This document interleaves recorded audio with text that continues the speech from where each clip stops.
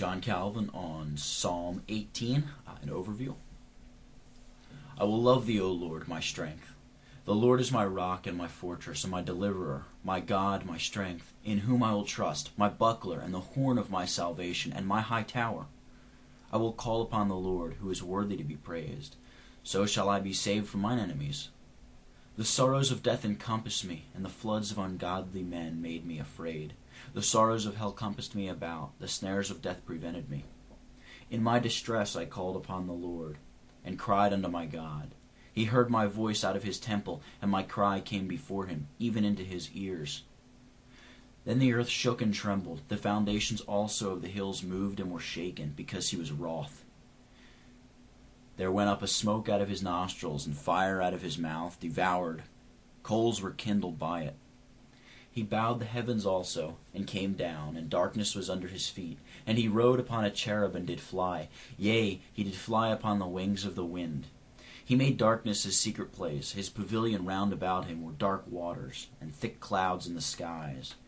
At the brightness that was before him, his thick clouds passed, hailstones and coals of fire. The Lord also thundered in the heavens, and the highest gave his voice, hailstones and coals of fire. Yea, he sent out his arrows and scattered them, and he shot out lightnings and discomfited them. Then the channels of waters were seen, and the foundations of the world were discovered at thy rebuke, O Lord, at the blast of the breath of thy nostrils. He sent from above, he took me, he drew me out of many waters. He delivered me from my strong enemy, and from them which hated me, for they were too strong for me.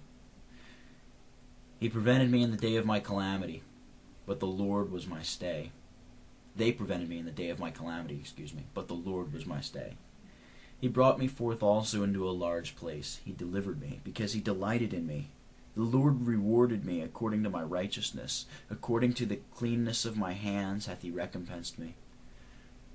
For I have kept the ways of the Lord, and have not wickedly departed from my God. For all his judgments were before me, and I did not put away his statutes from me. I was also upright before him, and I kept myself from mine iniquity. Therefore hath the Lord recompensed me according to his righteousness, according to the cleanness of mine hands in his eyesight. With the merciful thou wilt show thyself merciful, and with the upright man thou wilt show thyself upright. With the pure thou wilt show thyself pure, and with the froward thou wilt show thyself froward. For thou wilt save the afflicted people, but wilt bring down high looks. For thou wilt light my candle, the Lord my God will enlighten my darkness. For by thee I have run through a troop, and by my God have I leapt over a wall. As for God, his way is perfect. The word of the Lord is tried. He is a buckler to all those who trust in him. For who is God save the Lord? Or who is a rock save our God?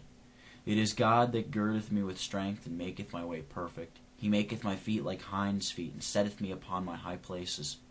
He teacheth my hands to war, so that a bow of steel is broken by mine arms. Thou hast also given me the shield of thy salvation, and thy right hand hath holden me up, and thy gentleness hath made me great. Thou hast enlarged my steps under me, that my feet did not slip. I have pursued mine enemies and overtaken them. Neither did I turn again till they were consumed. I have wounded them that they were not able to rise. They are fallen under my feet. For thou hast girded me with strength unto the battle. Thou hast subdued under me those that rose up against me. Thou hast also given me the necks of mine enemies, that I might destroy them that hate me. They cried, but there was none to save them, even unto the Lord, but he answered them not. Then did I beat them small as the dust before the wind. I did cast them out as the dirt in the streets. Thou hast delivered me from the strivings of the people, and thou hast made me as head of the heathen. A people whom I have not known shall serve me. As soon as they hear of me, they shall obey me. The strangers shall submit themselves unto me. The strangers shall fade away, and be afraid out of their close places. The Lord liveth, and blessed be my rock. And let the God of my salvation be exalted. It is God that avengeth me, and subdueth the people under me. He delivereth me from mine enemies. Yea, thou liftest up me above those that rise up against me.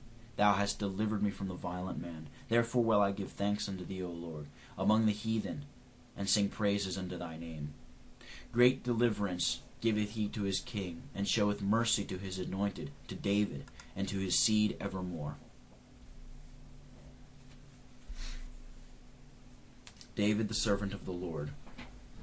David, when his affairs were brought to a state of peace and prosperity, was not intoxicated with extravagant joy like irreligious men, who, when they have obtained deliverance from their calamities, shake off from their minds the remembrance of God's benefits and plunge themselves into the gross and degrading pleasures, or erect their crests and obscure the glory of God by their proud and vain boasting. David, as the sacred history relates, 2 Samuel verse 22, sung this song to the Lord when he was now almost spent with age, and when, being delivered from all his troubles, he enjoyed tranquility.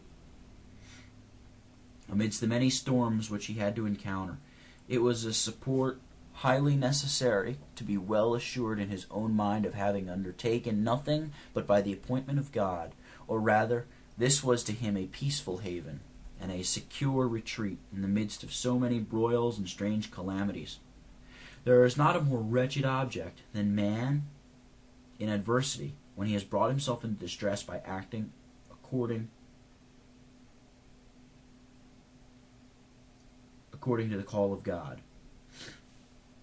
David, therefore, had a good reason for wishing it to be known that it was not ambition which impelled him to enter into those contests which were so painful and difficult for him to bear, and that he had not attempted anything unlawful or by wicked means, but had always kept steadily in view the will of God, which served as a light to guide him in his path. This is a point which is highly useful for us to know, in order that we may not expect to be exempted from all trouble when we follow the call of God, but may rather prepare ourselves for a condition of warfare painful and disagreeable to our flesh. We ought particularly to notice the humility of David, who, although distinguished by so many victories and the conqueror of so many nations, and possessed of so great dignity and wealth, honors himself with no title other than this, the servant of God, as if he meant to show that he accounted it more honorable to have faithfully performed the duties of the office with which God had invested him than to possess all the honors and excellence of the world.